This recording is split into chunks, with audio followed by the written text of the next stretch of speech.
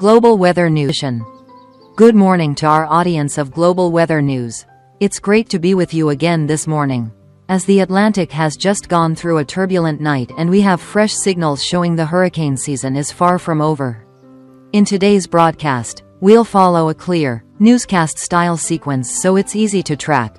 We'll begin with the current picture over the Atlantic after Elda swept across Bermuda. Then the National Hurricane Center's, NHC, 7-day outlook highlighting 2 areas to watch. Next, a model tour through ECMWF, GFS, ICON, and some AI-assisted guidance plus ensemble products to show what's consistent and what differs. After that, the potential real-world impacts on Florida, the Bahamas, the U.S. Southeast Coast, and the Caribbean islands, followed by a quick nationwide U.S. forecast for today, and finally, a look at the pattern into mid-October, why we believe this October won't be quiet, before closing with our usual brief Bible devotion. If you find the content helpful, please like and subscribe so you don't miss future updates. And if you have a prayer request or anything on your heart, leave it in the comments. Let's begin. After a long night when many haven't yet had time to review the first images at daybreak from Bermuda, the morning light is now spreading across the islands as emergency teams assess the damage. Elda did exactly what models and warnings suggested. It brushed by, whipping strong winds, driving high surf, and delivering pounding rain in a relatively short window, just long enough to test the resilience of infrastructure. This will likely be the last time we talk much about Elda unless something unusual develops. Because the Atlantic spotlight is shifting clearly to 2 new areas coming into view. One very close, right by the Bahamas and Florida's east coast. The other far away, off Africa, in what's known as the Main Development Region, MDR. What's interesting about this moment is October's climate rulebook. Typically the MDR winds down quickly as shear increases and cold fronts from North America start to drop the curtain. But there are often 1 or 2 stragglers that can capitalize on a short window to develop before being pulled to higher latitudes. Meanwhile, the Northwest Caribbean, Gulf of Mexico, and the waters off the southeast U.S. enter a home season, where small-scale lows can spin up quickly thanks to warm water, the monsoon trough, and the edges of the oceanic high. From the NHC's perspective this morning, the 7-day chart shows 2 standout signals. First, a broad, weak low with speckled thunderstorm clusters is slowly spinning around the Bahamas, occasionally bursting convection and dragging slanted rainbands into Florida's coast. For this feature, the 48-hour tropical cyclone formation chances remain modest, but the practical message for residents is very clear: frequent bouts of rain, pulsing bands, localized flooding where drainage is poor, and rough near-shore seas caused by onshore surface winds in a weak monsoonal pattern. Second, a new tropical wave is expected to exit Africa this weekend. The NHC typically starts locking onto such features with a distant box and a weekly probability tag. What forecasters expect is that once the wave emerges over water, its internal structure will be more obvious. At that point, numerical models can latch onto the disturbance's core and probabilities may be adjusted upward, not a promise, but an open possibility. Now, let's move into the model tour, always a favorite segment, but we emphasize, models are tools, not final verdicts. Inside 3 to 5 days, they're most useful for guidance. Beyond that, the large-scale signals, rising versus sinking motion, increasing versus decreasing shear, positions of troughs and highs, matter more than any specific track for a particular low. ECMWF, Euro. Over the next 3 to 4 days, Euro blankets Florida and the southeast coast with a thick, moisture quilt, multiple weak convergence zones. Rainbands revolving around the Bahamas, sometimes pressed up against the coast from the Space Coast down to Miami. Euro hints that a surface low could appear, subtle kinks in the isobars, but rarely closes a neat core early on.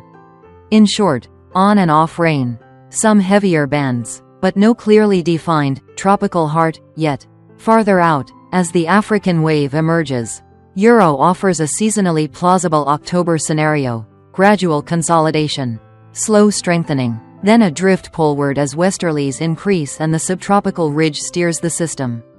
Intensity varies run to run, but the overall tone is a legitimate system to watch, with low near-term risk to land. GFS. This model is bolder for the Bahamas-Florida area. On many runs, GFS draws a more defined low, sometimes closing near Florida's east coast, sometimes slipping over land and into the northeast Gulf, keeping rain going for days.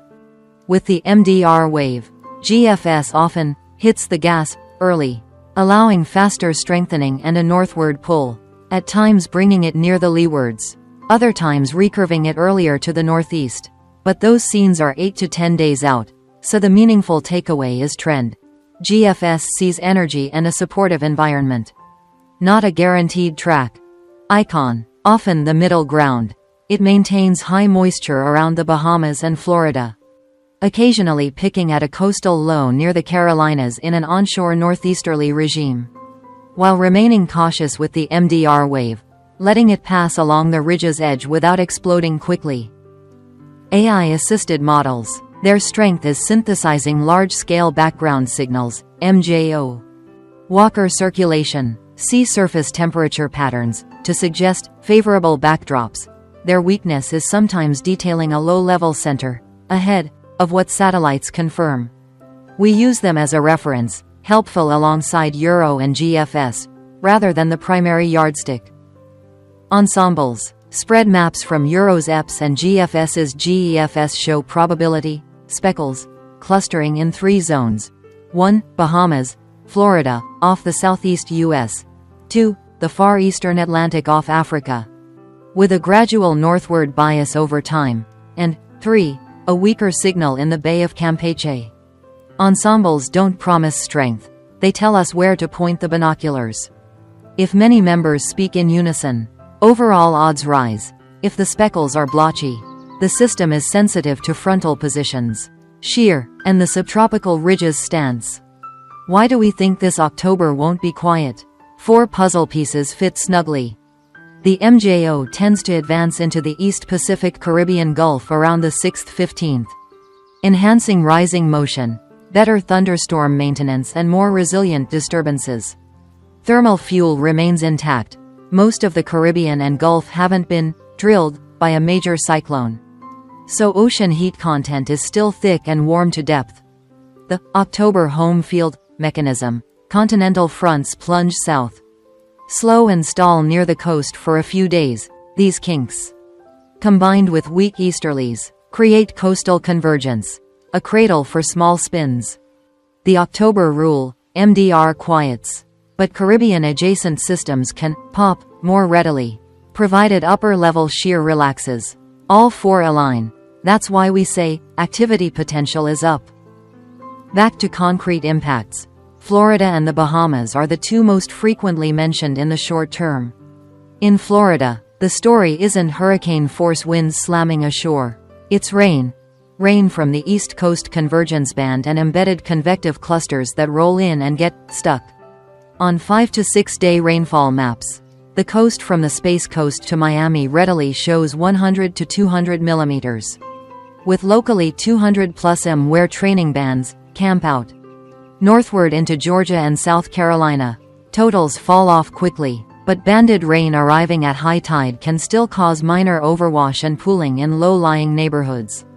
In the Bahamas, repeated rounds of thunderstorms, choppy nearshore waters, and reduced visibility in downpours mean fishers should choose harbor windows carefully and keep up with short-term forecasts. For the leeward's Virgin Islands, Puerto Rico, Hispaniola, the MDR wave remains distant. Most guidance favors an early northward lean before the Caribbean, but early scenarios bear watching because a 300 to 400 kilometers shift in the ridge can change the story. Turning to the lower 48 today, the early October pattern looks textbook. The Northeast and Mid-Atlantic enjoy clear skies, low humidity, light winds, and comfortable temperatures, very fall-like. A touch cool in the morning, pleasantly warm by midday. West along the Appalachians, dry cool air is blocked. The Ohio Valley and Great Lakes are warmer than average with few clouds, great for outdoor plans. In the southeast, Florida is the exception. Thick clouds and numerous showers, especially along the east coast. Interior Georgia and South Carolina fare better but can see stray afternoon bands. The lower Mississippi Valley and Texas coast are mostly dry, with a few sea breeze storms at peak heating.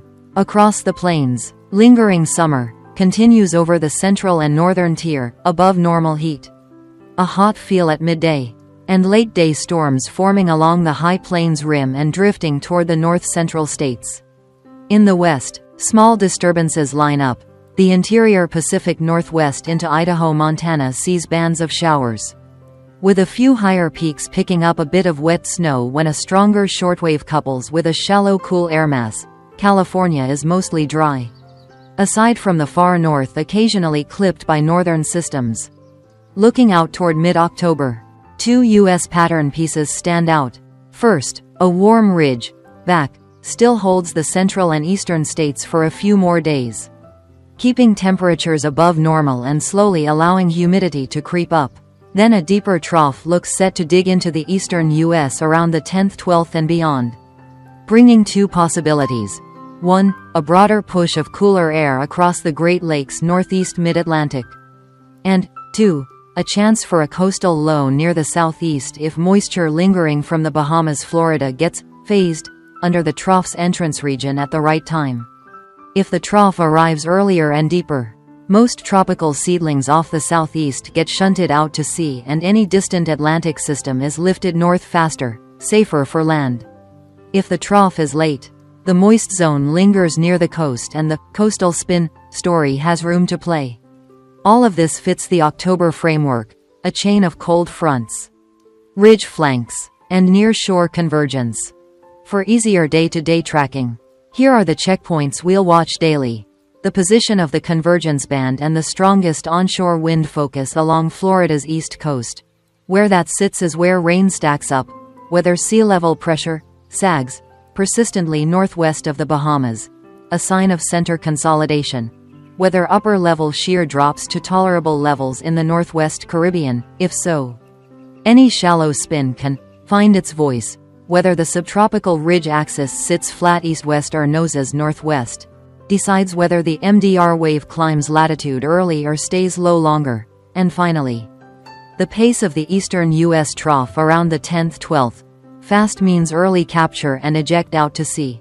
Slow means moisture pools near the coast for a few extra days. Short-term safety guidance for Florida and the Bahamas is simple but vital. Don't drive through flooded roads. Water depth is rarely honest to the eye. Clear neighborhood drains before multi-day rain spells. Heat tide and coastal wind advisories for small craft when the northeast flow presses onshore, and on the islands. Keep an eye on afternoon storm trends and hour-by-hour updates before marine activities. This is not a prepare for a major hurricane situation at the moment, but it is a prolonged rain setup, and stubborn rain can be just as disruptive.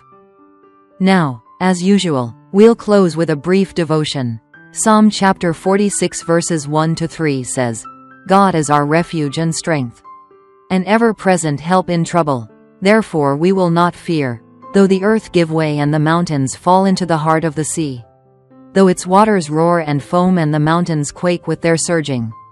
If life is like a great storm, there is sometimes an eye within it, a brief calm to look back, breathe, and realize you've already made it halfway through the squall.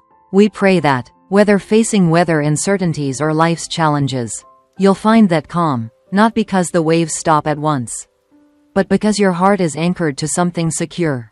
If you have anything you'd like us to pray for, please share it below. Our community is here, warm and supportive.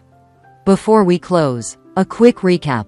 Elda is fading into the near past, but a new picture opens immediately.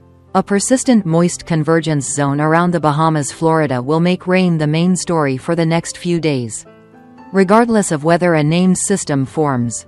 Far off Africa, a tropical wave will soon exit the coast with a window to consolidate over open water.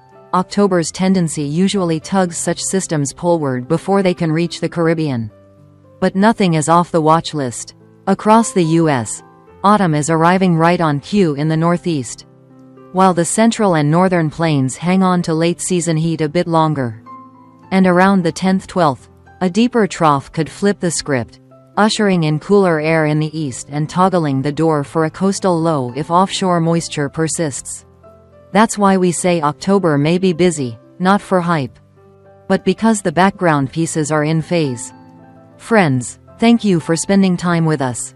If this was helpful, please like, subscribe, and share so more people can stay ahead of changing weather.